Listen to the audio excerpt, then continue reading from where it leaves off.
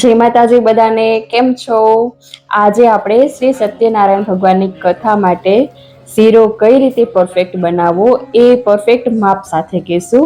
અને સાથે સાથે ફ્રૂટની પ્રસાદી, આરતી, થાળ અને શ્રી સત્યનારાયણ ભગવાનના દર્શન પણ કરાવશું. તો એના માટે વિડીયોને છેલ્લે સુધી જરૂર જોજો. પહેલા આપણે અહીંયા બનાવશું શીરો. તો ચાલો એના માટે આપણે પહેલા અહીંયા દૂધ લઈ લીધું છે 1 લીટર અને 1 કપ જેટલો દૂધ છે. એને આપણે ઉભારો આવે ત્યાં સુધી ગરમ કરી લેશું. હવે અહીંયા બીજા ચૂલામાં સાઈડમાં આપણે એક કઢાઈ મૂકી તેમાં 700 ગ્રામ જેટલો રવો લેશું. તમારા ઘરમાં જેટલા મહેમાન આવવાના હોય પ્રસાદ લેવા માટે એટલો તમે રવો લઈ શકો. અડધા કિલોનો પણ કરી શકો, કિલાઈકનો પણ કરી શકો, જેટલો કરવો એટલો. અહીંયા આપણે 700 ગ્રામ રવો લીધો છે. તો અહીંયા ઘી પણ આપણે 700 ગ્રામ જેટલું લેશું. અહીંયા રવો અને ઘી આપણે બરાબર મિક્સ કરશું. જ્યારે તમને એવું લાગે ને કે રવો હજી કોરો લાગે છે, ઘી ઓછું લાગે છે, તો તમે અહીંયા ઉપર ઘી ઉમેરી શકો છો. તો અહીંયા એવું નથી કે તમે એક વખત ઘી નાખી લીધું તો પછી નહીં ન ખાઈ. રવામાંથી ઘી છૂટવું પડે ને એટલું ઘી આપણે અહીંયા એડ કરવાનું છે. 700 ગ્રામનો થોડુંક વધી પણ જાય. 5 મિનિટ સુધી આપણે મિક્સ કરીને ત્યારે ખબર પડે કે ઘી કેટલું છે ને શું છે. અને અહીંયા સાઈડમાં આપણું લેડીઝ ડિપાર્ટમેન્ટ બીજું ફ્રૂટની પ્રસાદી બનાવી રહ્યા છે. જો એમાં ચીકુ, જામફળ, સફરજન, દ્રાક્ષ અને કેળા આપણે એટલી વસ્તુ મિક્સ કરી છે. અને લાસ્ટમાં આપણે જે એક નાળિયેર હોય છે ને એ નાળિયેર પણ આમાં નાના ટુકડા કરીને મિક્સ કરવાનું રહેશે. ફ્રૂટની પ્રસાદી અને શીરાની પ્રસાદી બે હોય છે સત્યનારાયણની કથામાં.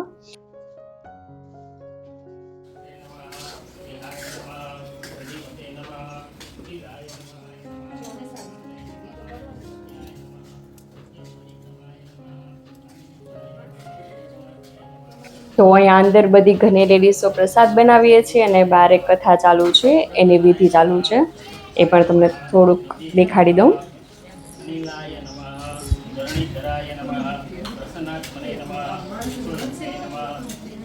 હવે અહીંયા રવાને આપણે 15 થી 20 મિનિટ સુધી ધીમા તાપે શેકવાનું છે. એ વાતની ખાસ ધ્યાન રાખવાની છે કે રવો તમે જ્યારે પણ શેકો ને પ્રસાદ માટે એને લાલ જરા પણ નથી થવા દેવાનો. સત્યનારાયણ ભગવાનની પ્રસાદની જે શીરો હોય છે એ વ્હાઈટ હોય છે અને શેકવો પણ બહુ જરૂરી છે. જો શેકશો નહીં ને બરાબર તોય એનો સ્વાદ નહીં આવે.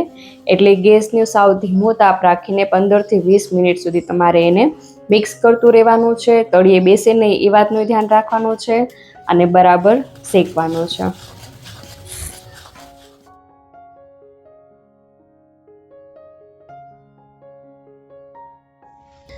અહીંયા રવામાં સ્વાદ વધારવા માટે આપણે જાયફળ પણ નાખી શકીએ છીએ અને એલચી પણ નાખી શકીએ છીએ. તો આપણે અહીંયા 10-15 જેવા એલચીના દાણા લઈ અને એને ખાંડી લીધા છે. એનો પાવડર બનાવી નાખશું એલચીનું. અને અહીંયા આપણો હવે રવો પણ શેકાવા લાગ્યો છે. જોઈ શકો છો તમે રવાનું જે ઘી છે એ છૂટું પડી ગયું છે ને રવો આપણો બરાબર શેકાઈ ગયો છે. લાલ પણ નથી થયો, વ્હાઈટ સફેદ છે અને શેકાઈ પણ ગયો છે. સરસ એની સ્મેલ આવે. હવે એમાં આપણે જે દૂધ ગરમ કર્યું છે એ દૂધ બધું ઉમેરી દઈશું.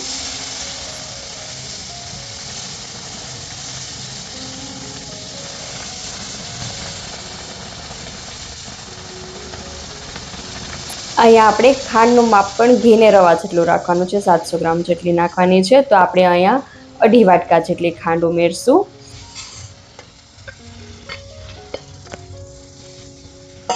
અને હા, દૂધ નાખતી વખતે ધ્યાન રાખવાનું કે છાંટા તમને ના ઉડે, થોડું દૂર રહેવાનું.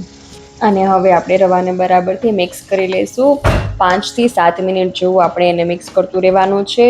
દૂધ ને ખાંડ ને બરોબર રવો ચૂસી જાય ને ત્યાં સુધી. બસ. તો શીરો બનાવવા માટે આ વાતનું ધ્યાન રાખવાનું છે કે ગેસની ફ્લેમ ધીમી રાખવાની છે, બરાબરથી શેકવાનો છે રવાને 15 થી 20 મિનિટ સુધી અને બરાબર એક્ઝેક્ટ માપ સાથે બધી વસ્તુ ઉમેરવાની. એટલે તમારો શીરો પણ તમે પહેલી વખત બનાવશો ને તો પણ સરસ બનશે.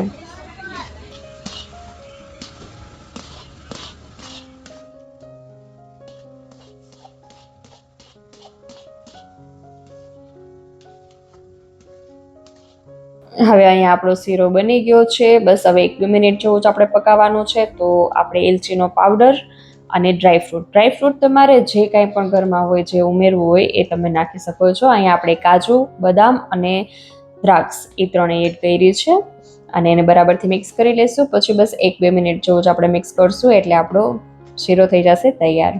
અત્યારે ઘરના ફંક્શન એટલા બધા અટેન્ડ કર્યા ને કે તમારી સાથે હમણાં તો હું બસ આ બધી રેસીપી જ શેર કરું છું, તો થોડું મિની બ્લોગ જેવું થઈ જાય છે. તો તમને કેવી લાગ્યો આ શીરો એ તમે મને કમેન્ટ સેક્શનમાં લખીને જરૂર કહેજો. ને હવે આપણે આને થાળ માટે તૈયાર કરી લેશું. તો એક વાસણમાં નાખી એને બરાબર સ્પ્રેડ કરી લેશું, એટલે આપણે જ્યારે થાળ આપવાનો થાય ત્યાં આપણો રવો ઠરી પણ જાય.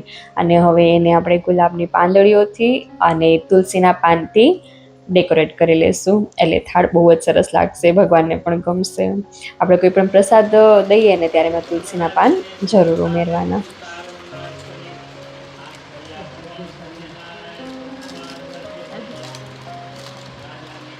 તો આપણો થાળ તૈયાર છે અને હવે આપણે આરતી કરી લઈશું. ચાલો આરતીમાં.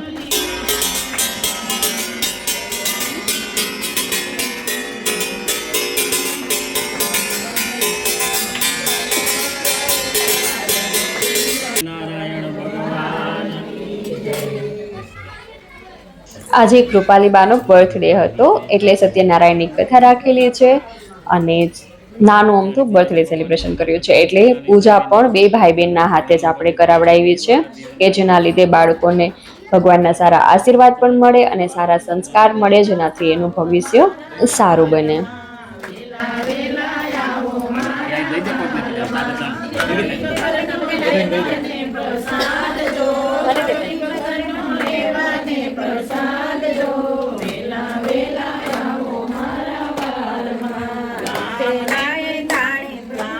પછવાડે મારી ઝૂંપડી ગામના આંગણિયામાં તુલસીના છોડજો, આંગણિયામાં તુલસીના છોડજો, વેલા આવો મારા વાલમાં, આપેલાએ જાણે જગ તમે આવજો, આપેલાએ જાણે જગ તમે આવજો, ભૂલે ચૂકે ના જાજો બીજા ઘેરજો, ભૂલે ચૂકે ના જાજો બીજા ઘેરજો.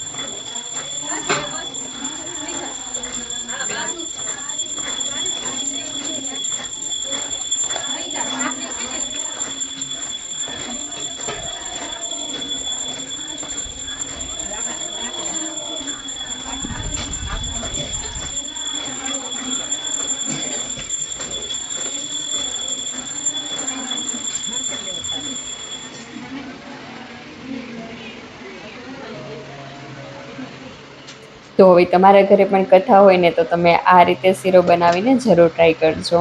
અને કેવો લાગ્યો વિડીયો એ કમેન્ટ સેક્શનમાં લખીને જરૂર કહેજો. અને જો વિડીયો ગમ્યો હોય તો વિડીયોને એક લાઇક, શેર અને ચેનલને સબસ્ક્રાઈબ કરવાનું ના ભૂલતા. આગળ મળશું નવી રેસીપી સાથે નવા વિડીયોમાં. ત્યાં સુધી આવજો.